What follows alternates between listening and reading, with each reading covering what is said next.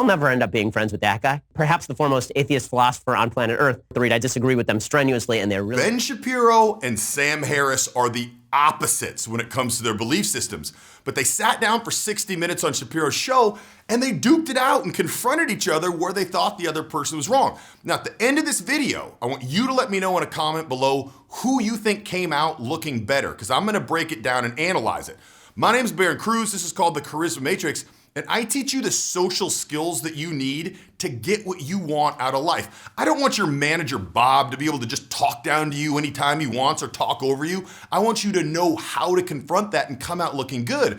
And breaking down these interactions with these celebrities and famous orators and debaters is, number one, it's entertaining, but number two, it's a great way to learn so we can add the tools and strategies that they're using to our own arsenal. So let's dive into the battle. Well, speaking of life and death, Sam Harris, thank you so much for stopping by. Sure. And, there are certain weird things that happen in your life where you think, I'll never end up being friends with that guy.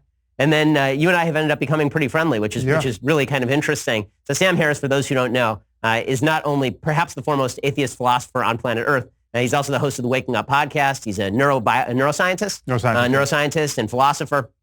And you should check out his podcast. It's just terrific. And all of his books are really worth the read. I disagree with them strenuously, and they're really intelligent and really fun to read. And he's not trying to hide the ball. So, right. Sam, thanks so much for stopping by. Sure, yeah. So that's very important, the way that he set that up. Did you notice what he did? And this is the reason why he gets people to come on his show who have opposing views. He states that they have dissenting views. In fact, he says we have basically the opposite beliefs, but he couches it in nice ways. He says he has a terrific podcast you should check out. His books are all very well researched and written, although I disagree with almost everything in them. He has a very calm, logical way of setting it up, stating the dissent, stating that they have different opinions, but in a cordial, calm, accommodating way. That's why both of these guys are in the positions that they are. That's why people want Sam Harris on their show, but don't want other outspoken hotheads when you're going to be talking about politics and religions, these subjects that get very easy to let your emotions take over and put the logic aside. So these guys are both very good at that. And the reason I wanted to pick this interview out to break down is because you're going to notice when they disagree, it's still very calm. I'm going to point out 2 or 3 things. It's an hour-long interview, and I'm going to deduce it down to 2 or 3 things that you can see. But I want you to understand the nuance of all of this and see how they do remain very calm and logical. And it is the most effective way to get your point across. You know, conversations in politics, one of the reasons that I don't like to just sit and talk politics is because you're never going to convince someone else to change their mind, right? Because typically people just want to win the argument. They're going to recite what they saw on CNN or what they heard on Fox News.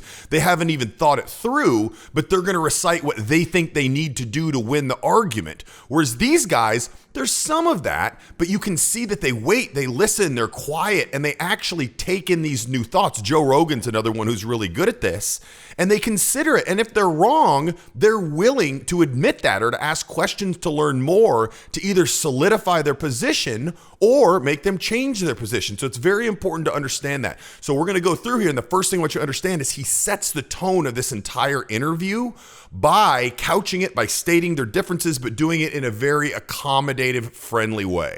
Let's just jump right in with the fact that you and I are now sitting together, because that in and of itself is a weird thing. What has happened in the country that we're now part of this kind of deviant conversation from the mainstream that seems to be growing in audience size?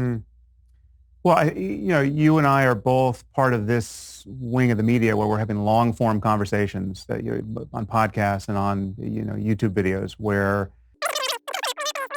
it's easy to look back 20 years to see just how ineffectual those efforts might have been against big corporations. I do wonder whether the government interventionism in environmental issues particularly is in fact too blunt an instrument, given that there are technological changes that take place that radically change the nature of many of these industries. So for example... Okay, so notice how he stated that question. Okay, he disagrees, and he's basically saying the government is right to step in and do this. How did he start that out? Did you notice? He says, well, I wonder about this. He kind of poses the question, which is so much more palatable when you're in a discussion with someone who believes something different than saying, yeah, but what about the fact that things are changing so fast? What does he say instead? Well, I wonder about this and this and this. And what that does is it keeps the other person from being immediately defensive. Because the minute he says, yeah, but this, or yeah, but now things have changed because the government, but then immediately people's walls come up and they're not even listening to you because they're getting an emotional jolt. They're saying, oh, what can I say so I don't sound stupid? What can I say to sound right? But when you come at it nice, you say, hey, man, yeah, I wonder, sometimes I wonder, I was thinking about this and this. People don't even realize you're coming at them with a dissenting opinion, and then they're open to hearing that. Big corporations. I do wonder whether the government interventionism in environmental, various forms of transportation. So it seems like a lot of the time when this is my worry. It seems like a lot of the time when the government. And see right there, once again, it's an emotional appeal. This is my worry, right? He's not saying, it's a beautiful way. It's supposed to saying, see, this is an example that makes it so you're wrong and I'm right. See, I'm right because of this, because things are changing, because people are going to be able to work remotely. That doesn't work. He once again couches it by making it personal and making it an emotional thing, right? The word worry makes it feel like it's a stress on your brain, right? Like it's not a fact, like you're wrong and I'm right. It's like, well, I'm worried about this. And he couches it with, this is my worry again. It seems like a lot of the time when this is my worry. It seems like a lot of the time when the government tries to intervene on behalf of curbing those externalities, it ends up doing a lot more damage than it would if we would have been able to leave the market in place and the market would come up with solutions that would be better for a broader spectrum of people. Virtually every major university in the Western world was sponsored by the Catholic Church, and I'm not a great Catholic defender, right? But virtually all major universities were sponsored by the Catholic Church, which saw consonance between science and religion as a reason to actually investigate the natural world. Okay, I want you to notice this because this is probably the hottest topic that they're talking about, that they're both the most emotionally engaged with, and you can see it because Sam actually piped in. Usually you'll notice both of them, when the other person is speaking, they're very, very patient and let them talk. Even when there's a pause, when a lot of other people would bounce in and say their piece, they let them talk. But here, Sam Harris can't do that. So notice his body language. He's rubbing his hands a little bit more. He's puckering his lips a little bit more, waiting to talk because it is a hot button issue. So these guys are professionals, but they still have those same telltale signs of emotional stress when they disagree with something and really want to chime in. A massive growth in technology and architecture, for example. I mean, Gothic cathedrals are built during the Dark Ages. But, but the scientific world is, well, virtually every major university in the Western world was sponsored by the Catholic Church, and I'm not a great Catholic defender, right? But virtually all major universities were sponsored by the Catholic Church, which saw consonance between science and religion as a reason to actually investigate the natural world.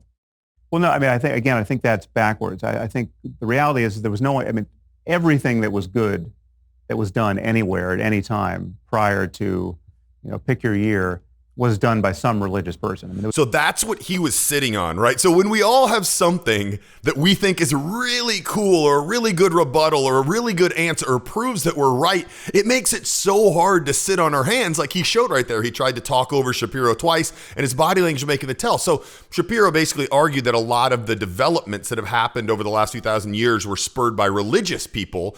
And Sam Harris wanted to say, yeah, but back then everybody was religious, so it doesn't make any sense. Of course, it was a religious person that does that.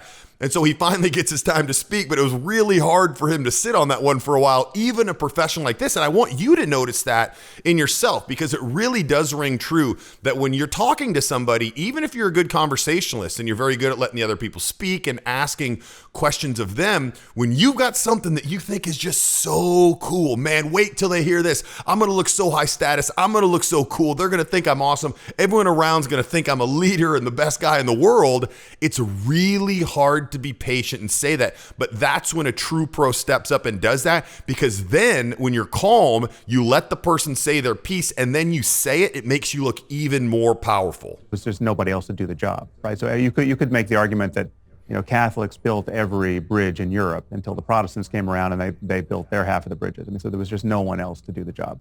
So I want to say, as we go through this, I realize this is a pretty advanced analysis. I'm sure you've picked up on some of these things, but an idea like sitting on something that you think is going to be really cool to say is hard, and to do that when it feels hard, that's a very advanced subject. When you're out talking to people, if you're struggling just being normal in conversation or coming up with things to say or coming across as high value or getting people to respect you, it's no fun when you go up and talk to new people and they don't really respect you or want to hear you, or you're not comfortable in a conversation with new people. I don't have time to teach that in this video. I want to go through this clip and show you what you can learn from it specifically. But if that is something that you want to get better at, you can touch or click up here in the right corner and download the Social Invincibility Checklist. Because you're coming from this video, you can get it for free, and it's going to go through 5 things that will immediately pull you up by your bootstraps so you don't feel that way in public anymore. Who are Christians, who are, we have, as is often pointed out, Newton spent half his time worrying about biblical prophecy. Now, I think that was an objective waste of his time. He also spent a lot of his time worrying about astrology. So that's one thing I just want to point out. That's about the peak of Shapiro's reaction. So basically, Sam Harris is something that flies directly in the face of what Shapiro believes, saying that I think it was Einstein's time. Half his time was spent pondering prophecy, which was a waste because Sam Harris is not a religious man and Ben Shapiro is. And what's Shapiro's reaction? Watch it here. This is his big reaction. Spent half his time worrying about biblical prophecy. Now, I think that was an objective waste of his time. He also spent. Now, I think that was an objective waste of his time. He also just that little laugh and smile, and doesn't even try to talk over him, right? Just that little reaction is it, right? He disagreed. He didn't say, no, I think that's bad. He didn't get mad. Just a little laugh and then straight back into calm listening. That's an amazing ability to be able to control your emotions like that and let the other person speak. Shapiro's really nice at that. And, a lot of his time worrying about astrology, right? So you're trying to... Alchemy, Yes, and alchemy, where you can get a truly compelling case against slavery, because the creator of the universe clearly expected slavery to be a human institution. Well, except for abolitionists finding enough inspiration in the Bible to use it as their main text. But they did that despite what's in the Bible. Well, I think that it's funny watching these guys just say so calm. Like right there, he just goes, well, no. And that's like the biggest reaction that he has. When Ben Shapiro was talking to Bill Maher, you ever heard of Bill Maher on his show? It was totally different. It was much more wild and confrontational. But before I talk more about that, I want to know, this calm debate, who do you think looks better? Whose style are you more in favor of? If you could back out your political and religious beliefs, just from a social strategy, who do you think comes out on top in these kind of debates? Let me know in the comments below. And back to that video about Bill Maher and Ben Shapiro. Totally different tone. They're both cordial, but it's much more high energy because there's this huge biased audience who's on Bill Maher's side there. So if you want to check out my breakdown of that, you can click right here to do it. And if you haven't seen this other video, you can click here to do it. I'll talk to you over there. Because, Ben, you can't walk into a room and see an elephant and a mouse and not know which one is bigger. But it's not an elephant and a mouse. It's two But elephants. It is, really? Yes. Threatening to lock up journalists? I needed 600 officers to protect me at Berkeley. Yes, it's an elephant and an elephant.